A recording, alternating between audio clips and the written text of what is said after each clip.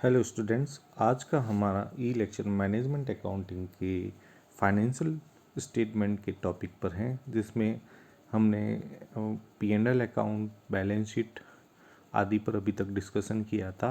आज हम डिस्कशन करेंगे fund flow statement, cash flow statement, value added statement, social balance sheet, social income statement वगैरह के बारे में जानकारी देंगे कि ये क्या होते हैं और इनके बारे में इनको कैसे बनाया जाता है। इसमें सबसे पहला है फंड फ्लो स्टेटमेंट।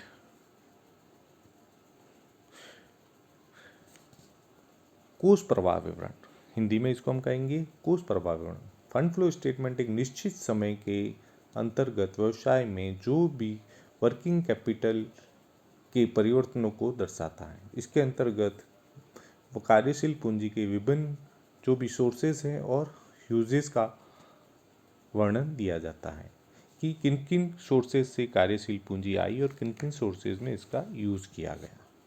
तो कार्यशील पूंजी के लिए जो भी फंड हमें प्राप्त होते हैं व्यवसाय संचालन से, लाभ, अंश पूंजी में वृद्धि, दीर्घकालीन ऋणों, स्थायी संपत्ति और विनियोगों के विक्रय से प्राप्त होगी तथा गैर व्यापारिक प्राप्तियों से आदि हो सकती हैं। जबकि कार्यशील पूंजी का जो यूज़ है वो व्यवसाय संचालन से हानि होने वाली स्थायी संपत्तियों तथा दीर्घकालीन विनियोगों के क्रय करने पर स्थायी दायित्वों के भुगतान, शेयर कैपिटल, अंश पूंजी के शोधन, लाभांश के भुगतान और जो भी गैर व्यापारिक खर्चे हैं या हानियाँ होती है उनकी पूर्ति करने के लिए किया जाता है। तो फंड फ्लो स्टेटमेंट में किन किन सोर्सेज से वर्किंग कैपिटल की सोर्सेज आ रही है और किन किन सोर्सेज से जाती है उसके बारे में बताया जाता है।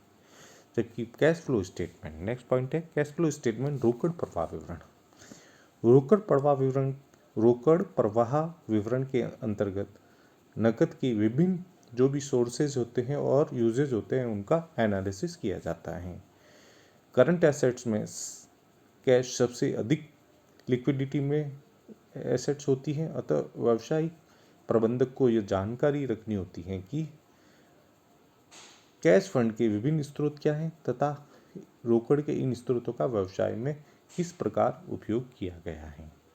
रोकड़ प्रवाह विवरण एक विशिष्ट प्रकार का स्पेशल स्टेटमेंट होता है जो डेली, वीकली, मंथली, क्वार्टरली या हाफ ईयरली या अन्य किसी निश्चित समय के अंतराल पर तैयार किया जा सकता है। यह विवरण दो अवधियों के मध्य व्यवसाय में नकद शेष में हुए परिवर्तनों के बारे में बताता है और उन कारणों के बारे में भी बताता है। रोकड़ प्रवाह विवरण अकाउंटिंग स्टैंडर्ड 3 के अनुसार ही बनाया जाएगा। फिर आता है मूल्य संवर्धन विवरण, वैल्यू एडेड स्टेटमेंट। एक निश्चित समय सीमा के दौरान व्यवसाय द्वारा कच्चे माल के मूल्य में उपयोगिता वृद्धि को मूल्य संवर्धन के नाम से जाना जाता है। लेखांकन विचारधारा के अनुसार मूल्य संवर्धन से तात्पर्य विक्रय मूल्य, सेवाओं से प्राप्त राशि के योग में से बाह्य साधनों को से क्रय किए गए माल और सेवाओं की लागत घटाने के पश्चात जो बचता है उससे होता है। इसमें जो विवरण तैयार किए जाते हैं इसमें आता है accounting value added statement, economic value added statement, market value added statement, cash value added statement, human resources value added statement. फिर नेक्स्ट है हमारा सोशल बैलेंस शीट, सामाजिक चिट्ठा। सामाजिक चिट्ठे के अंदर हम आर्थिक चिट्ठे की मदों के अतिरिक्त सामाजिक संपत्तियों और सामाजिक दायित्वों को दिखाते हैं। सामाजिक संपत्तियों में मूलतः मानव संसाधन और सार्वजनिक हित हेतु प्रयुक्त संपत्तियों को सम्मिलित किया जाता है, जबकि सामाजिक दायित्वों में संगठनात्मक क्षमता, ऑर्गेनाइजेशन इक्विटी और सोशल इक्विटी को शामिल किया जाता है। सामाजिक चिट्ठी का सबसे पहले शुरुआत क्लार्क सी एबट ने किया था। सामाजिक स्थिति उनका एक प्रारूप भी है जिसमें एक तरफ ऑर्गेनाइजेशन इक्विटी और सोशल इक्विटी होती है, जबकि दूसरी तरफ सोशल इन्वेस्टमेंट में बिल्डिंग है, रोड है, हॉस्पिटल हैं, बसेस हैं, ह्यूमन रिसोर्स हैं, उसके ऊपर जो होती है वो वैल्यू दिखाई जाती हैं। फिर आता है लास्ट सोशल इनकम स्टेटमेंट, सामाजिक आय विवरण। सामाजिक आय विवरण में संस्था द्वारा समाज को प्रदान की गई विभिन्न लाभ और सुविधाओं तथा संस्था के कारण समाज द्वारा वहन की गई जो भी कॉस्ट है या लॉसेस हैं उनका वर्णन होता है।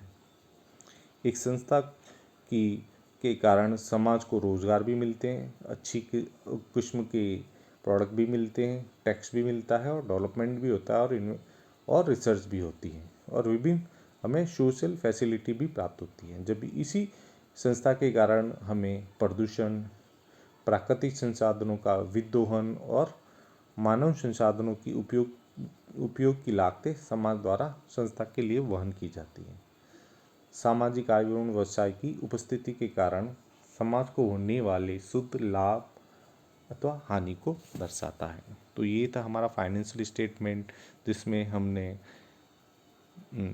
बैलेंस शीट, P&L अकाउंट, उनके बारे में देखा, उनके बारे में विस्तृत से आपको बताया, उनकी मदों के बारे में बताया, उनकी जो भी फॉर्मेट होते हैं उनके बारे में बताया। फिर आज के लेक्चर में हमने फंड फ्लो क्या होता है, किस लिए बनाया जाता है, कैश फ्लो होता है, उसका बनाने का क्या कारण है, उद्देश्य है। फिर वैल्यू एडेड स्टेटमेंट किसे कहते हैं, सोशल बैलेंस शीट का मतलब क्या होते हैं, क्यों बनाई जाती हैं, और सोशल इनकम स्टेटमेंट एंड में हमने आपको बताया कि सोशल इनकम स्टेटमेंट क्या होता है। क्योंकि कोई भी व्यवसाय जो समाज में हम लोग रहते हैं और वहाँ पे अगर कोई व्यावसायिक संस्था होती है उसके कारण हमें फ़ायदे भी होती हैं और नुकसान भी होते हैं, जिसमें पॉल्यूशन जैसी कुछ प्रॉब्लम्स होती है, हमें उसे फेस आउट करना पड़ता है, जबकि उसके कारण हमें टैक्स है, रेवेन्यू है, एम्प्लॉयमेंट वगैरह काफ़ी मिलता है। तो किसी भी व्यावसायिक संस्था के समाज के प्रति काफ़ी सारे दायित्व होते हैं और काफ़ी सारी जिम्मेवारियाँ भी होती हैं और उनको उसे निभाना पड़ता है। तो इसके लिए सामाजिक चिट्ठा और सामाजिक आय विवरण बनाया जाता है।